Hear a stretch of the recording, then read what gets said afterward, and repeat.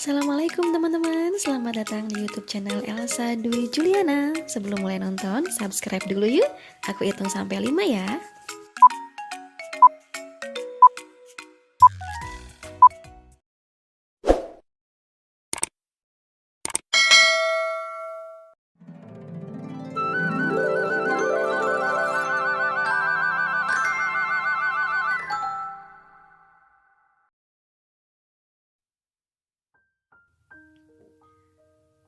Kaum kafir Quraisy tak henti-hentinya mengganggu Rasulullah Shallallahu Alaihi Wasallam. Mereka sering melempar kotoran ke depan rumah Rasulullah. Bahkan Uqbah bin Abi Mu'id pernah meletakkan kotoran unta di punggung Rasulullah Shallallahu Alaihi Wasallam saat beliau sedang sujud dalam sholat di depan Ka'bah. Fatimah, putri Rasulullah Shallallahu Alaihi Wasallam, membersihkannya. Pernah juga Rasulullah Shallallahu Alaihi Wasallam pulang ke rumah dengan kepala penuh debu. Salah seorang putri beliau mencuci wajah beliau sambil menangis. Rasulullah Shallallahu Alaihi Wasallam berkata, "Jangan menangis putriku. Sesungguhnya Allah menjaga ayahmu."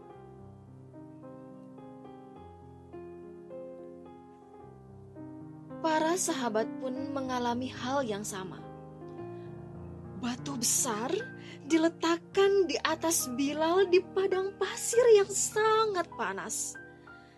Salah satu yang meletakkannya adalah Umayyah bin Khalaf, majikan Bilal. Mereka memaksa agar Bilal menyebut nama-nama berhala, Lata dan Uzza. Bilal menolak dengan mengatakan, "Ahad, Ahad." Penderitaan Bilal baru berakhir setelah Abu Bakar lewat melihat penganiayaan itu. Abu Bakar kemudian memerdekakan Bilal. Yasir dan Sumayyah, ayahanda dan ibunda dari Ammar bin Yasir, bahkan meninggal karena dianiaya oleh Abu Jahal. Rasulullah Shallallahu Alaihi Wasallam dan para sahabat semakin kukuh dengan keimanannya. Pengikutnya pun semakin bertambah. Melihat hal itu, Abu Jahal dan kafir Quraisy lainnya semakin marah. Segala tuduhan diberikan kepada Rasulullah Shallallahu Alaihi Wasallam. Mereka mengatakan Rasulullah Shallallahu Alaihi Wasallam adalah pendusta, tukang sihir, penyair, bahkan orang gila. Padahal mereka semua mengakui bahwa Rasulullah Shallallahu Alaihi Wasallam sebenarnya tidaklah demikian. Berbagai cara mereka lakukan, termasuk berkali-kali meminta bantuan kepada paman Abu Thalib untuk menghentikan dakwah Rasulullah Shallallahu Alaihi Wasallam. Apakah paman Abu Thalib akan ikut menentang Rasulullah di dalam berdakwah? Tentu saja tidak. Paman Abu Thalib tetap mendukung dan membela Rasulullah Shallallahu Alaihi Wasallam. Ini membuat kaum Quraisy semakin keras bertindak. Umayyah bin Khalaf, majikan yang menyiksa Bilal bin Rabah, langsung mengumpat dan mencela setiap kali melihat Rasulullah Shallallahu Alaihi Wasallam. Lalu Allah Subhanahu wa Ta'ala menurunkan surat Al-Humazah.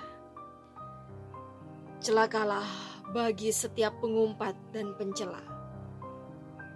Quran Surah Al-Humazah ayat 1. Uqbah bin Mu'id bahkan sampai meludahi wajah Rasulullah atas perintah Ubay bin Khalaf, saudara Umayyah bin Khalaf. Gangguan dan penyiksaan terus berlangsung. Rasulullah Shallallahu Alaihi Wasallam meminta para sahabat berhijrah, berpindah ke negeri Habasyah yang sekarang bernama Ethiopia. Tujuannya untuk menyelamatkan agama mereka. Habasyah dipimpin oleh Raja Najasyi. Mereka beragama Nasrani dan Najasyi adalah raja yang adil. Rombongan para sahabat terdiri dari 12 orang laki-laki dan 4 orang wanita. Mereka dipimpin oleh Utsman bin Affan yang didampingi oleh istri beliau Ruqayyah. Ruqayyah pun adalah putri Rasulullah Shallallahu Alaihi Wasallam. Dan ini adalah hijrah pertama dalam Islam. Rombongan hijrah kedua diberangkatkan dengan jumlah yang lebih banyak, yaitu sekitar 83 orang. Orang Quraisy pun segera mengirimkan Amr bin As dan Abdullah bin Abu Rabi'ah kepada Raja Najasyi untuk membujuk sang raja agar menolak kaum muslim. Mereka menginginkan kaum muslim dipulangkan oleh Raja Najasyi. Ja'far bin Abi Thalib bertindak sebagai wakil dari kaum muslim untuk berbicara. Bisakah engkau membacakan sedikit ajaran Allah yang dibawa Muhammad? Tanya Raja Najasyi. Ja'far pun membaca surat Maryam. Raja Najasyi dan para pendeta yang hadir mulai menangis. Najasyi kemudian berkata kepada utusan Quraisy, "Sesungguhnya agama ini dan agama yang dibawa oleh Isa bersumber dari cahaya yang sama.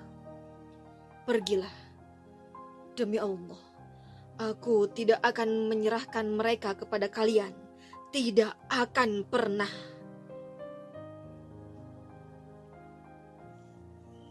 Lalu, apa yang dihadapi oleh Rasulullah SAW selanjutnya di Mekah?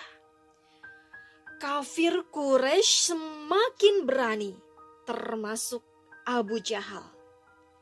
Suatu hari di Bukit Safa, seperti biasa, Abu Jahal menghina dan mengganggu Rasulullah SAW.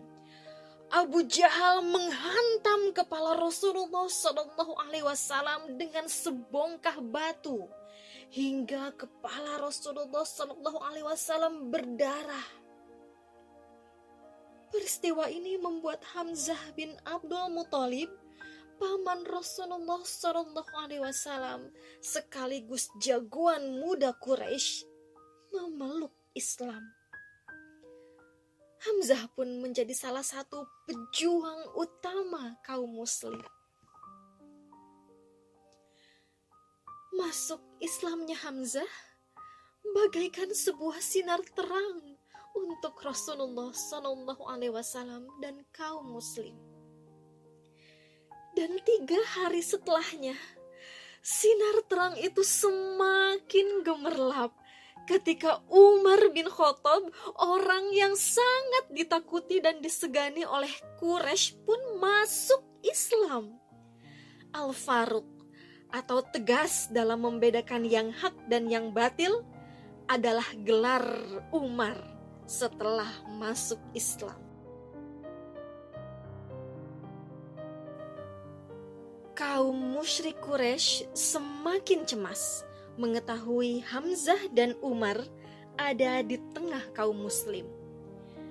Mereka mencoba menawarkan harta yang dapat menjadikan Rasulullah SAW orang terkaya di antara mereka. Mereka juga menawarkan jabatan sebagai raja mereka. Bahkan mereka mengajak Rasulullah SAW untuk menyembah Tuhan secara bergantian. Sehari Rasulullah SAW menyembah berhala, sehari lagi mereka menyembah Allah Subhanahu wa taala. Bersediakah Rasulullah SAW? Tentu saja, upaya kaum musyrik sama sekali tidak berhasil. Allah kemudian menurunkan Al-Quran surat Al-Kafirun.